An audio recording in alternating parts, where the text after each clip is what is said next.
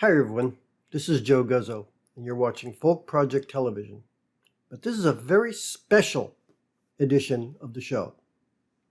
It's not very often that someone like myself gets to walk in the virtual footsteps of someone who's been doing a great job with media and music and guests for years. I mean, just years and years.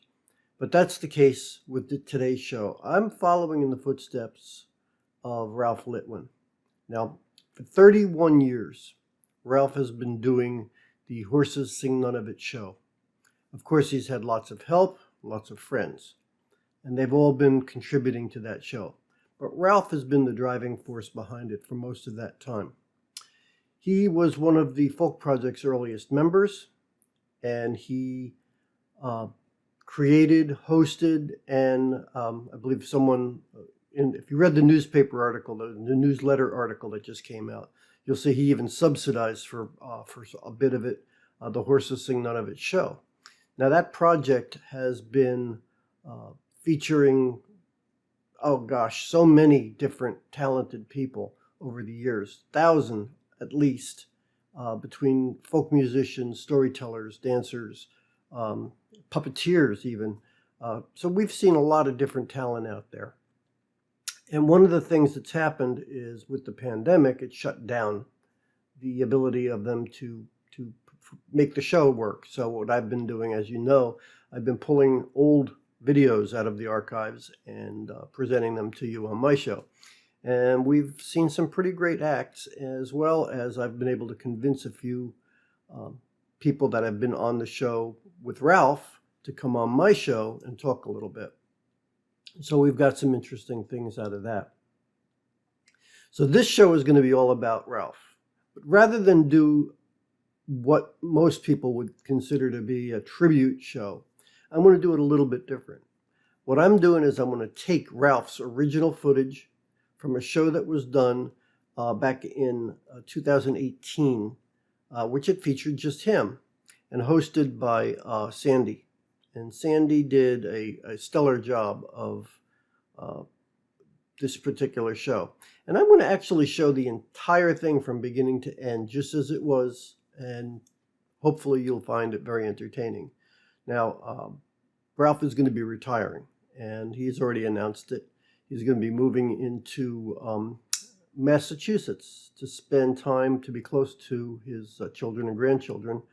And I'm sure that he will find it as rewarding as I would expect I would find it to be able to do the same thing. So before we begin, I just want to give a final thank you to Ralph for the great job he's done over the years. And here's the rest of the show. I hope you enjoy it. Thanks.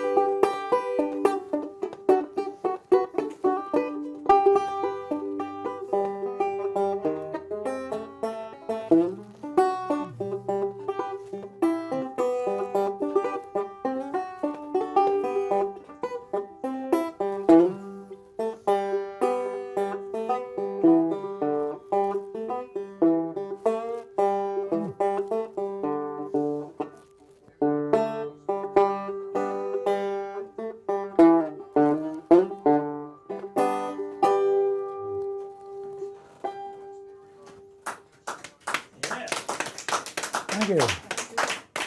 Hi, you're watching Horses Sing None of It. My name is Sandie Reilly, and this is Ralph Litwin, our longtime host and co-producer of this show. I am the other co-producer. We are in our first production in a brand new studio facility.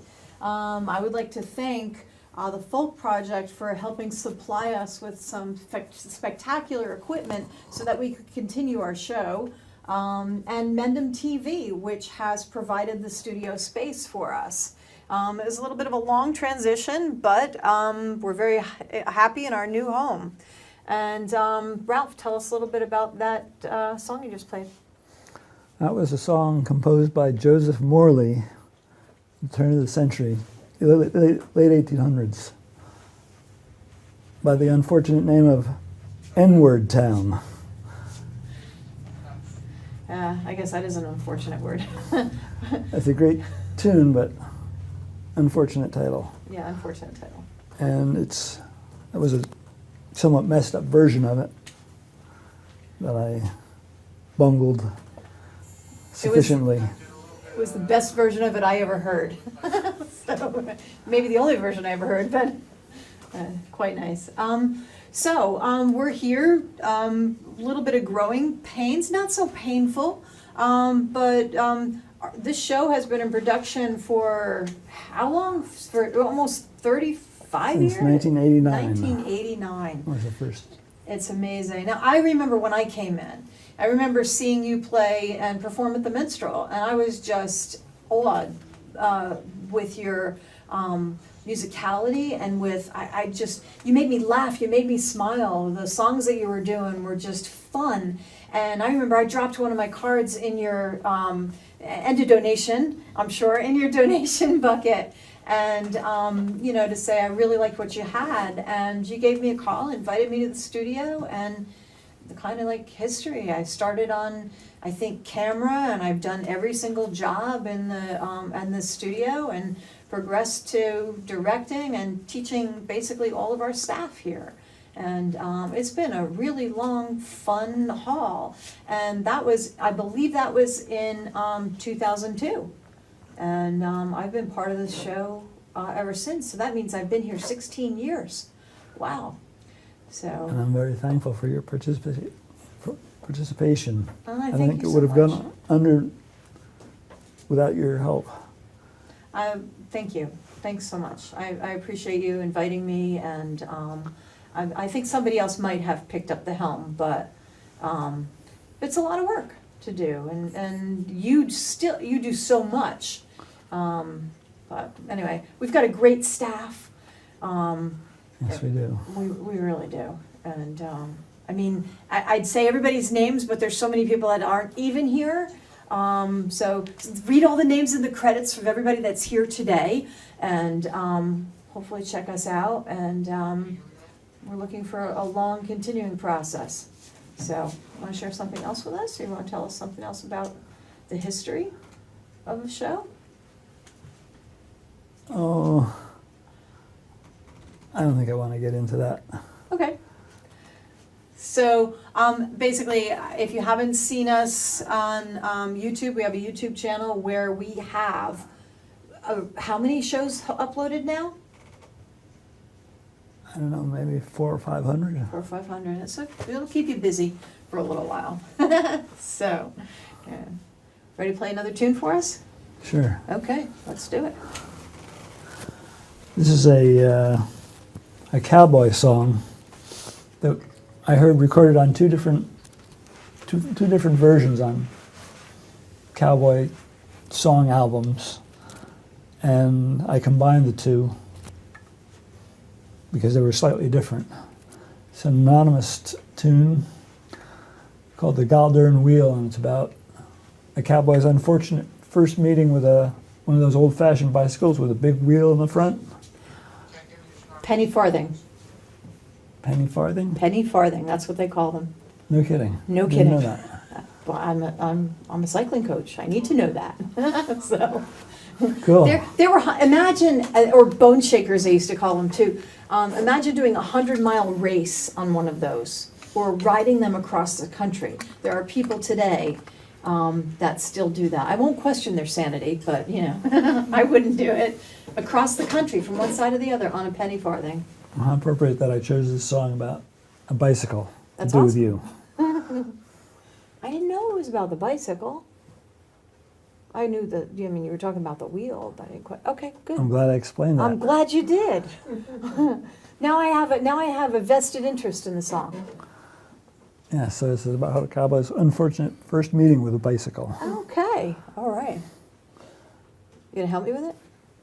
Sure, I'll probably drop out on the guitar playing That's fine. Get me started and I'll see if I can keep it up. because Parkinson's has his best at me, in my abilities.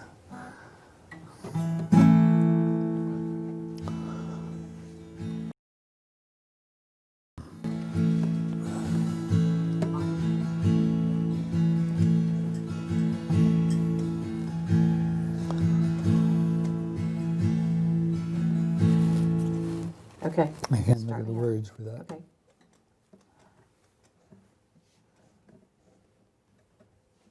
I can ride the wildest bronco in the wild and woolly west. I can rake him, I can break him, let him do his level best. I can handle any wore a coat of hair, and I've had a lively tussle with an enormous grizzly bear. I can rope and throw a longhorn of the wildest Texas brand, and in any disagreement I can take a winning hand. But if I met my master, he really made me squeal when the boys got me astraddle of that goddamn wheel.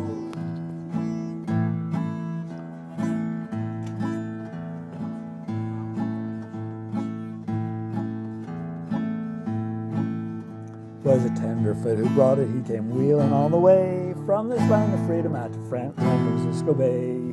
Left it at the bunkhouse to get on the outside of a meal, never dreaming that his cowboy would monkey with his wheel.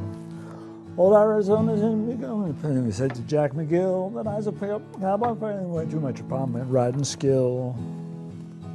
They said I'd find myself against a different kind of deal if I would get a straddle of that goddamn wheel. Well, such a slam against my talent made me madder than a mink, and I told him I could ride it for amusement or for chink, 'cause it was just a plaything for the kids and such about. They'd have their ideas shattered if they'd trot the critter out. Well, they held it while I mounted, and I give the word to go.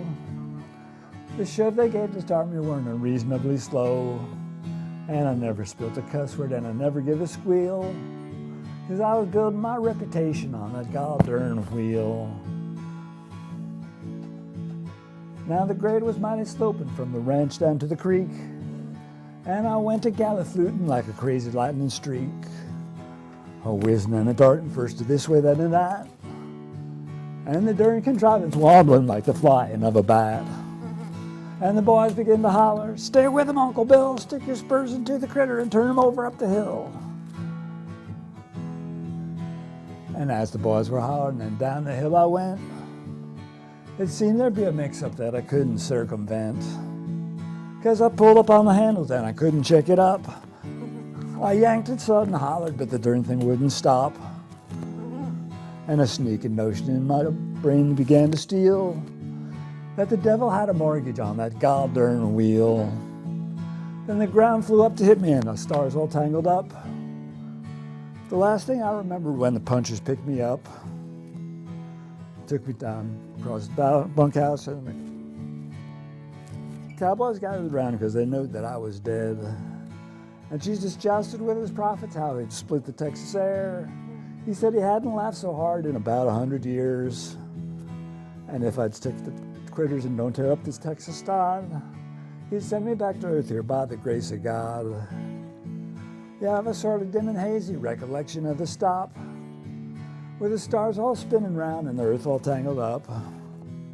There followed an intermission, after which I found I was lying in the bunkhouse and the boys all gathered round, and the doctor there was sewing on the skin where it was ripped. And old Arizona whispered, "Well, old boy, I guess you're whipped." I said that I'm busted from sombrero down to heel, and he grinned and said, "You ought to see that goddamn wheel." Wow. Thank was you. great. That was really great. I'm so glad you explained it to me. I was so caught up with, just playing it before that I wasn't really listening to the words. Now, I don't want to give that song to any of my students that I'm teaching, but that is a great song. So you put that together? That's your song? No, it's a traditional A song. traditional? Okay. But I heard it from two different sources, and I combined it, made up a couple words that seemed to be missing from the audio track that I was working from. Right. Especially, I remember how having to fill in Jesus jested with his prophets, how he'd split the text, and I filled in, and he said he hadn't laughed so hard in 100 years. That was good. I like that. I figured that fit in the genre. Right. I love it. It's really great. Thanks for playing that. Oh, very cool. A good old song. Mm-hmm. Yeah, so one of our occasional hosts, Tommy, was going to be able to, we planned to have him come and host, so he wasn't able to make it, so I pulled out my guitar and sat with Ralph just a little while ago and tried to pick this out. And wow, I'm glad thank you so much for inviting me to do that with you. That was fun. My pleasure. So, shall we roll into another song, or you want to talk a little bit more about the show? Oh, let me talk a little bit about the Folk Project. So, the Folk Project is the organization that we are under their umbrella. You'll see little information about it, but they also generously provided this equipment so that we could keep this great show going for all of you. It has regular concerts every Friday night in Morristown, New Jersey. It supports a swing and turn dance twice a month. We have evenings of music for members. We do festivals, television show.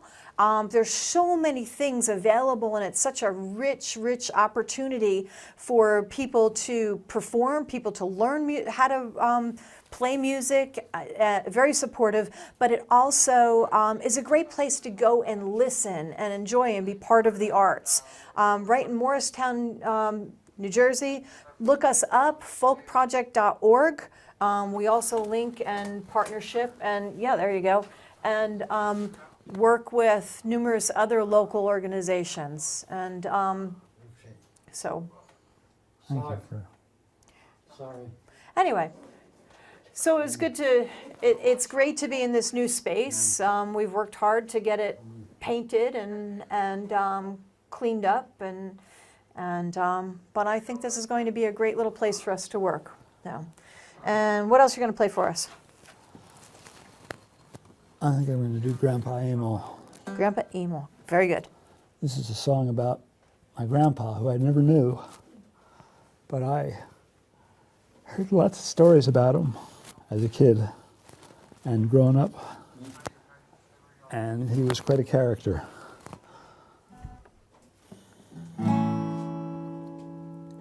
Grandpa Emil trained his dogs to go coon hunting.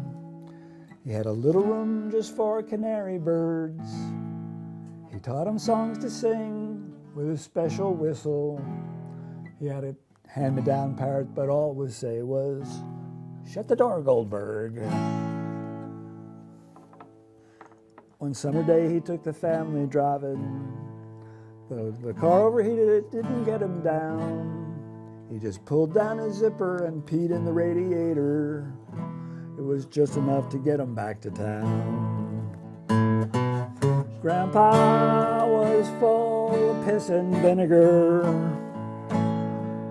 And though during my life he wasn't physically around, whenever I think of him, emotions begin to stir. Grandpa Emil, the fighting Jew of Morristown. I'm very proud of that.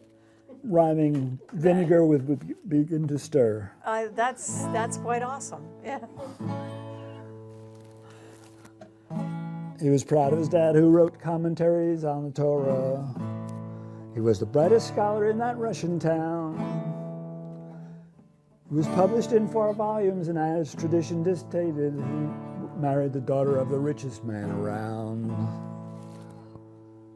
And My mother's cousin Sidney at the wedding of his son had a couple too many and it loosened up his tongue. Your grandpa used to take me out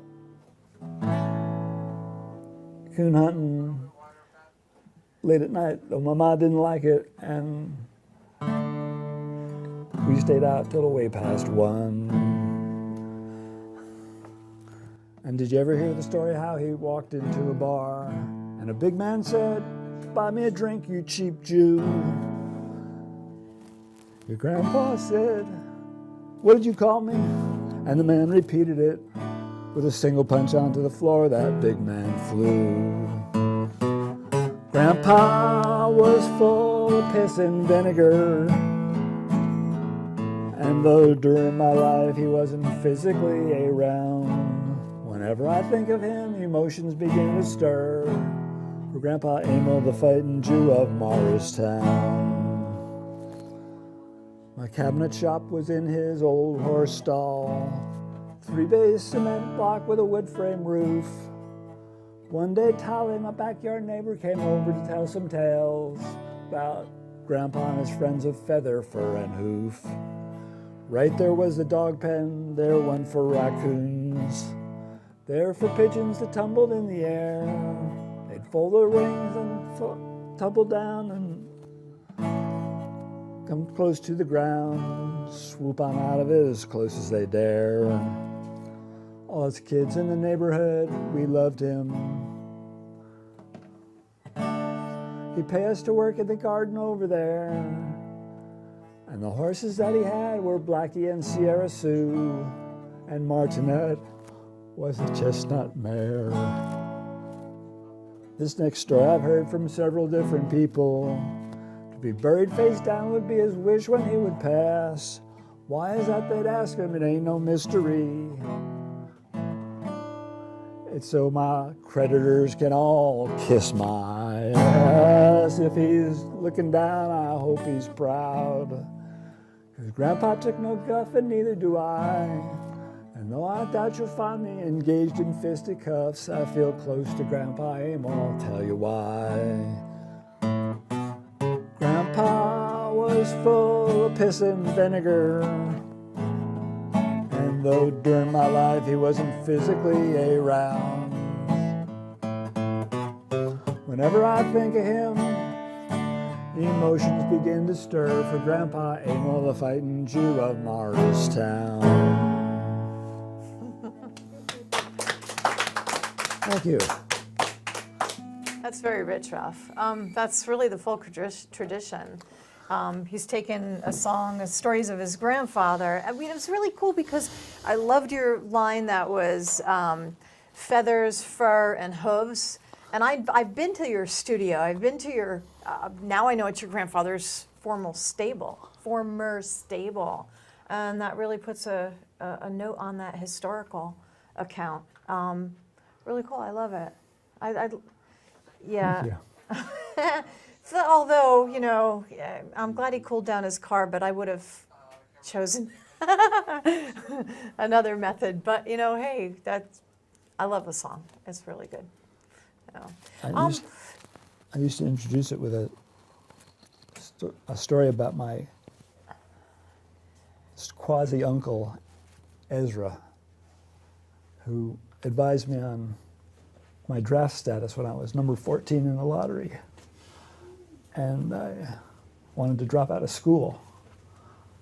And I went in there with my bare feet and my love beads and my long hair and my beard. And he says to me, he talked in a gravelly voice like this. He says, "Ralph, I don't know whether you're a prophet or a loss."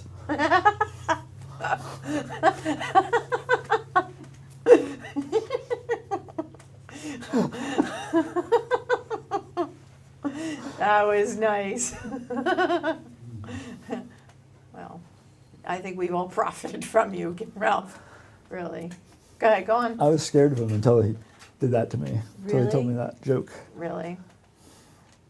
He was such a gruff lawyer. And I really came to appreciate them after that.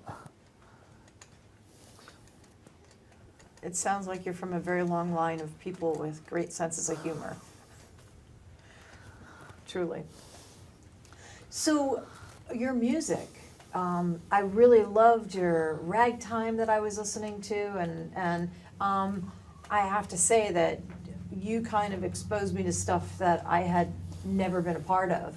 I kind of made my way into folk by way of Led Zeppelin and Jethro Tull, which is really folky, by the way, in certain methods. But the exposure to the ragtime, the old time music, you were the one that brought me into that. And what was your influences? Oh, I started out listening to the radio in the car, Ray Charles and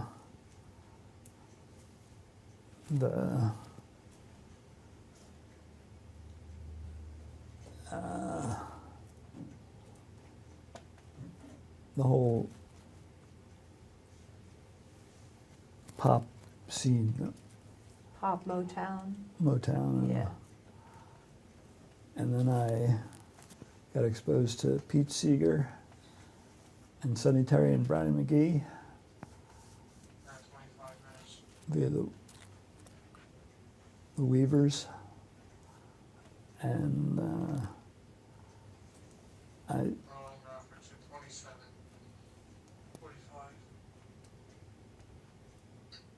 I also got into the Jim Kweskin Jug Band, and from there I just listened to everybody that I could. I loved a couple of the combinations that you had and with groups, and I loved your Band of Thousand Names, and I just thought that was really creative. I guess, you know, it was also very, very telling of what you had.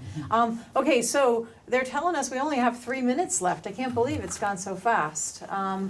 I think we almost should do this every week because I've truly enjoyed my time with you, Ralph. And I've appreciated getting to know your grandfather and your uncle a little bit.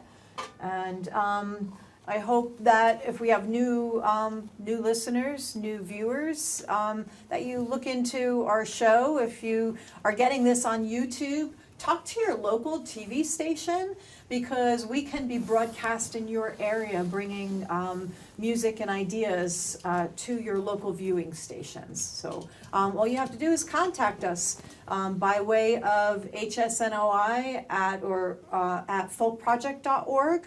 Or just look up folkproject.org. All the information is on there. You can contact us, and we can, with your help, get this show in your local local market and your public access stations. Thanks so much for watching. What do you got for us, Ralph?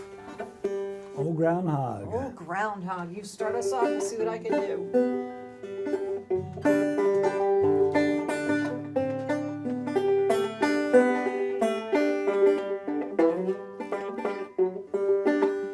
You get the gun on, dog. You get the gun on, whistle up the dog. We're gonna go and shoot groundhog, groundhog.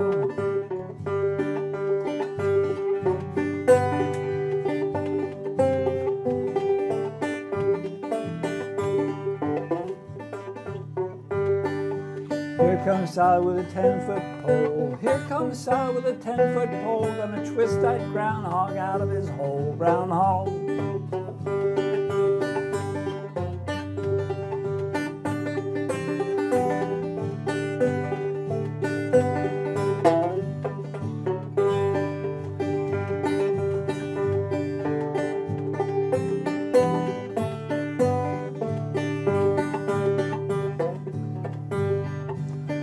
Sally with a snigger and a grin. Here comes Sally with a snigger and a grin. Got a groundhog grease all over her chin, groundhog.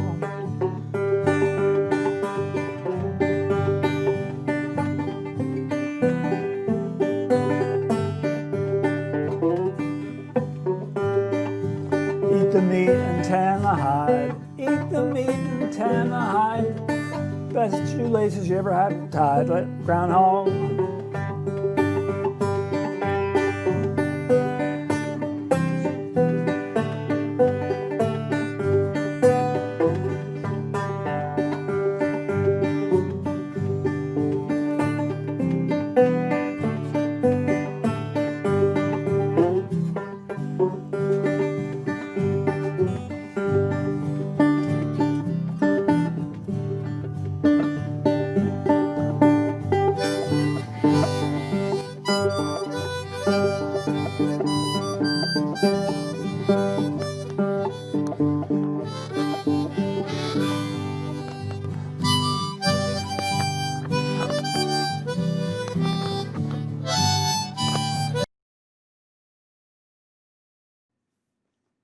Well, as you can see, I'm working hard on the show with, that's my studio.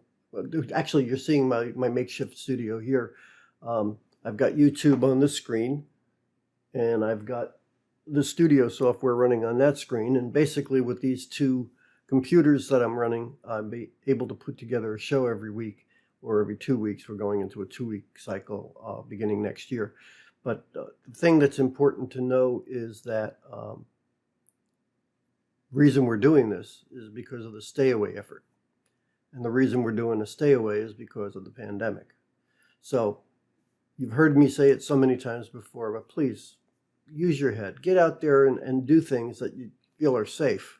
Don't be taking unnecessary risks. I'd hate to have to lose, hear stories about losing anyone in our team and any of our members. So let's continue to use our intelligence and avoid contact with other people, wear masks when we go outside, wash your hands all the time, and maintain social distancing when you're out amongst the crowds, whatever crowds they might be today. And that's pretty much it for this show. Hope you enjoyed listening to Ralph and got a little insight as to his wonderful, wonderful personality, and some of the stories he's told us over the years have been very entertaining. Go back into the Horses Sing None of It YouTube channel, and you will find lots of shows featuring Ralph's talents over the years. So take the time to go and look through them.